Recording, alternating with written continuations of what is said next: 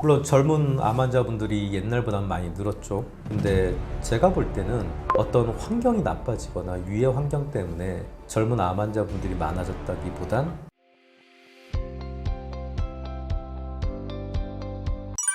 요즘 젊은 암 환자들이 급증한 이유는 무엇일까요? 물론 젊은 암 환자분들이 옛날보다 많이 늘었죠. 근데 제가 볼 때는 어떤 환경이 나빠지거나 유해 환경 때문에 젊은 암 환자분들이 많아졌다기보단 건강검진을 좀 보편적으로 많이 하고 특히 초음파를 좀 너무 쉽게 우리가 접근할 수 있습니다. 특히 다른 나라에 비해서.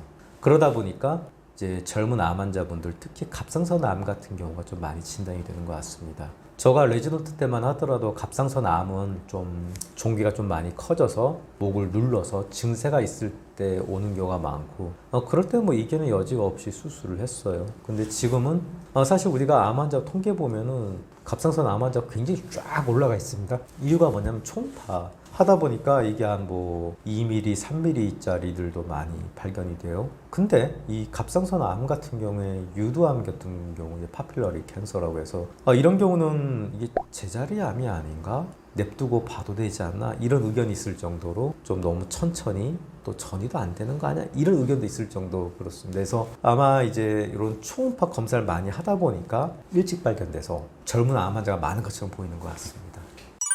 암은 왜 만성질환인가요?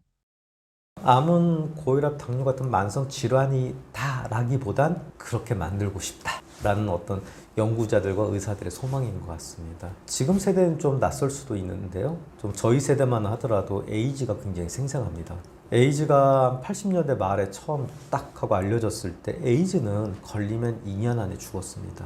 근데 90년대 넘어서면서부터 2000년대 이제 에이즈 약, 항바이러스제 어떤 3종요법 칵테일 약들이 점점 좋아지면서 에이즈가 만성 관리병이 됐습니다. 한 20년간 이상 생존할 수 있는 병으로 바뀌었습니다. 그래서 우리가 항상 암에 대해서 어떤 얘기를 많이 하냐면 암을 에이즈처럼 만들어 보자. 즉 지금은 이제 전이암 같은 경우에 2년 이상 넘기기 힘든 경우가 태반입니다. 근데 이걸 갖다가 어떻게든 간에 항암제라든지 어떤 면역 치료제라든지 이런 새로운 약들을 좀 많이 우리가 칵테일처럼 이렇게 모아서 적용을 해서 한 20년 이상 살 수 있는 만성 관리병, 이제 당뇨랑 또는 고혈압처럼 만들어 보자. 이게 우리들의 목표입니다. 암 환자가 어떤 자세로 암을 대하면 좋을까요? 이제 암도 그 각 단계마다 좀 다릅니다.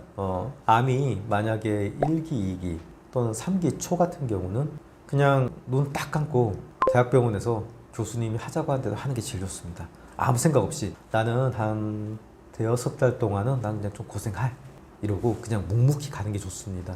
이제 간혹 가다가 암 환자분들이 이 암 카페 뭐 이렇게 요즘에 SNS가 많이 발달돼 있잖아요. 이제 그런 데서 너무 열심히 찾아보면 환자분들이 굉장히 오해하는 수가 있습니다. 이제 저도 이제 그런 암 환자분들 중에 이제 유방암 환자분들이 좀 많이 와요. 저한테 특히 이제 유방암 2기 또는 심지어 1기 저한테 와서 하는 말씀이 나 암은 이게 어차피 내가 이제 암 카페에 가보니까 수술, 방사선, 항암 이런 거 다 하더라도 결국엔 재발돼서 항암하다가 피폐해지더라. 그래서 나는 수술 이런 거 안 하고 당신이 나한테 이거 하이프 해줘.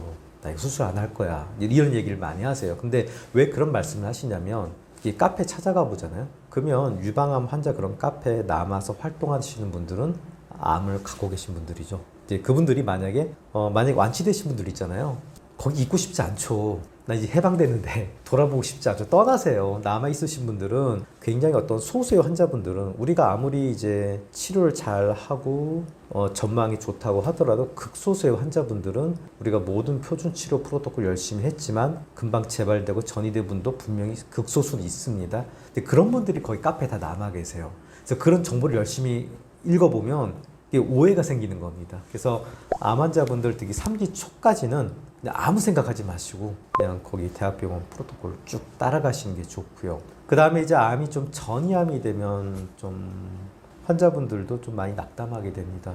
정보 같은 게 요즘에 찾기가 쉽잖아요. 찾아보면 내가 기대 수명이 어느 정도밖에 되지 않는구나 라고 좀 절망하시는데요. 그래서 제가 말씀드리고 싶은 거는 그렇다고 하더라도 내가 5년 생존율, 장기 생존율이 제로는 아니고 지금 나는 살아있는 거거든요. 항상 우리가 어떤 종교 서적을 읽어봐도 모든 어떤 종교들이 다 공통적으로 얘기하는 게 지금 너의 현재 삶에 집중하라고 얘기를 하지 않습니까? 지금 나 이 현재 삶에 좀 집중을 해서 지금 내가 할 수 있는 그런 치료들을 갖다가 좀 꾸준하게 좀 밟아가면 좋을 것 같습니다.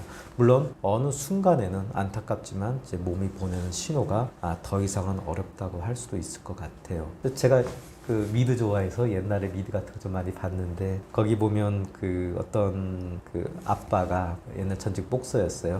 애가 이제 백혈병 항암 주사 맞고 있는데 애가 굉장히 힘들어하고 부작용 때문에 힘들어하고 또 치료받고 받고 하지만 결국에는 점점 안 좋아지고 있는데 애한테 아빠는 항상 가도 올리고 싸워서 이겨라 얘기하는데 마지막 순간에 이제 애가 이제 거의 끝에 왔을 때는 이제 아빠가 그 애한테 이제 내려놔도 돼. 가도 내려놓고 넌 잘 싸웠어. 잘했고 이젠 쉬어. 이런 얘기를 해주더라고요.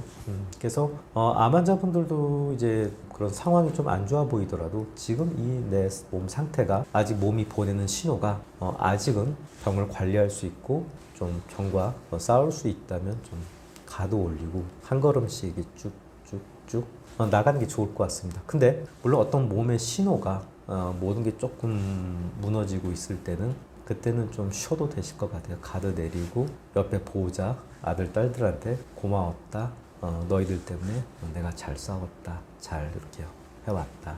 좀 정리하시는 것도 사실 그렇게 암 환자분들이 마지막에 어떤 자기 삶을 정리하는 거는 나를 위한 것보다는 남겨진 가족들 위한 것 같긴 합니다. 그래서 어떤 그런 마지막 순간에는 좀 가족분들을 생각해서 아마 좀 나 잘 싸웠어. 이제 나 쉴래. 이렇게 말씀해 주시는 게 좋을 것 같습니다.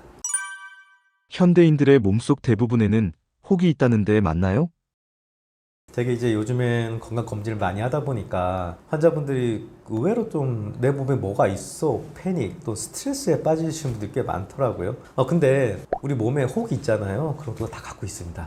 예를 들어서 이제 여자분들 자궁 근육 많아요. 근데 자궁 근종이 정말로 정밀하게 검사해 보면 예를 들어서 부검을 해보면 77%는 갖고 있습니다. 그다음에 요즘 갑상선도 많이 초음파 해보지 않습니까? 갑상선도 이제 여자분들 기준으로는 한 60%까지는 보인다고 해요. 조그마한 결절이 다 있죠. 그다음에 간도 보면 우리가 뭐 낭종이라든지 또는 혈관종 같은 양성 혹들이 있어요. 그런 경우도 보면 한 40%까지는 보이고요. 콩팥의 물독도 거의 한 40% 가까이 보입니다. 그러면 내 몸 안에 어딘가에 암이 아닌 양성 혹이 있을 확률은 90% 이상 된다. 그래서 건강 검진했을 때 뭐 거기 이제 의사 선생님이 심드렁하게 뭐 혹 있어요 그러면 너무 크게 걱정 안 하셔도 됩니다.